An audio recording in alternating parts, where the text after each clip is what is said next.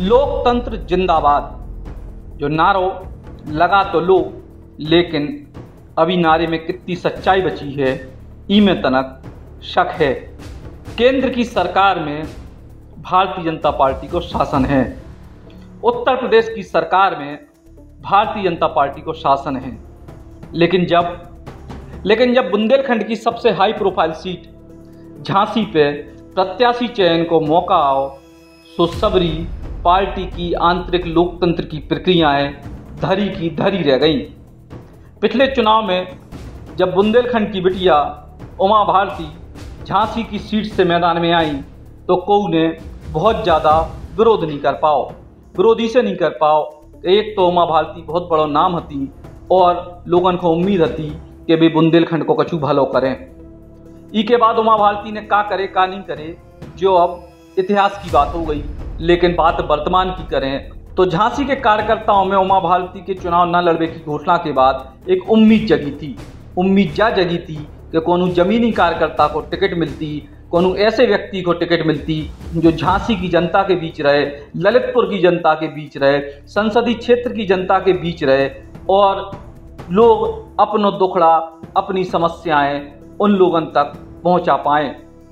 Bharatiya Janata party के सामने 1 नहीं 5 नहीं 10 नहीं 20 ऐसे नाम हते जो इस क्षेत्र में बनी बनाई भारतीय जनता पार्टी की सीट पे आसानी से चुनाव जीत सकते। लेकिन अब विचारधारा बदल गई है साहब, अब हालात बदल गए हैं और यही वजह से अनुराग शर्मा को भारतीय जनता पार्टी ने टिकट दे दी। अभी टिकट के बाद सवाल भारतीय जनता पार्टी के कार्यकर्ता उठा रहे, सोशल मीडिया पे पूरे कैंपेन चल रहा और ये कैंपेन में साफ तौर पे अनुराग शर्मा निशाने पे हैं। दरअसल अनुराग शर्मा के व्यक्तित्व में अच्छाई और बुराई का विषय नहीं है, बल्कि विषय जो है कि वे झांसी की जनता की पकड़ से बहुत दूर हैं। जब टिकट मिलके पहली बार वे झांसी आए तब झांसी के अधिकतम लोगों ने देखे कि आखिर अनुराग शर्मा कौन हैं। फेसबुक पे उनकी फोटो ढूंढने पड़ी कि आखिर झांसी के भारतीय जनता पार्टी के प्रत्याशी हैं कौन। अब सवाल भारतीय जनता पार्टी के चुनाव को भी नहीं है, काहे कि जो पार्टी को अपनो विचार है कि वो की को टिकट दे और की को नहीं दे, और जो प्रत्याशी बनाए गए हैं वे भी ये बात के प्रबल हकदार हो कि कोनो भी आदमी पार्टी से टिकट मांग सकत, लेकिन वो कार्यकर्ता को का जो जीवन भर दरी बिछावे को काम करत, वो कार्यकर्ता को का जी को भारतीय जनता पार्टी में देव तुल्य यानी देवताओं से तुलना करवे लायक बताओ जात। जब चुनाव का मौका हो, पोस्टर लगाने हो, दरी बिछाने हो, सो देवता समान कार्यकर्ता को काम दे दोगा। और जो लोग भारतीय जनता पार्टी में सक्रिय नहीं हते, जो लोग झांसी ललितपुर क्षेत्र में सक्रिय नहीं हते, वे उम्मीदवार बन के चुनाव के मैदान में है तो आम कार्यकर्ता को दुख हो वो स्वाभाविक है। सचिन चौधरी, बुंदेली बौछार के लाने।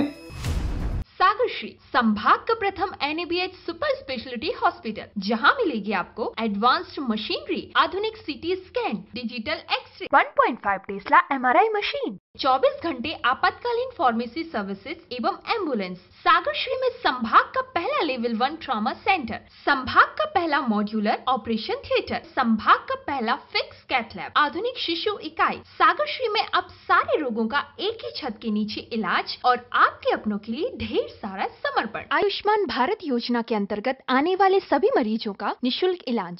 सागर श्री, हमारा उद्देश्य आपका स्वास्थ्य सदैव आपकी सेवा में तत्पर।